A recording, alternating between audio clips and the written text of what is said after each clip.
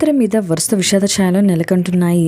ఇక రీసెంట్గా త్రినేని సీరియల్లో నటించిన పవిత్ర అలాగే చంద్రకాంత్ మరణించిన విషయం మనందరికీ తెలిసిందే. పవిత్ర కారు యాక్సిడెంట్లో హార్ట్అటాక్తో మరణించిన విషయం గత కొన్ని రోజులుగా బాగా వైరల్ అవుతుంది.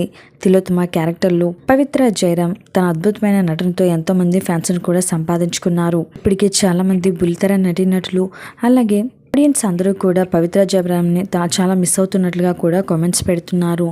ఆ యాక్సిడెంట్ని మరవకముందే మరొక బుల్లితెర నటికి యాక్సిడెంట్ జరిగింది. ఆమె ఎవరు అంటే జబర్దస్త్ కమెడియన్ పవిత్ర ప్రయాణిస్తున్న కార్కి యాక్సిడెంట్ జరిగింది. ఆమె సొంత ఊరికి వెళ్తూ ఉండగా ప్రమాదం జరగగా స్వల్ప గాయాలతో బయటపడ్డారు.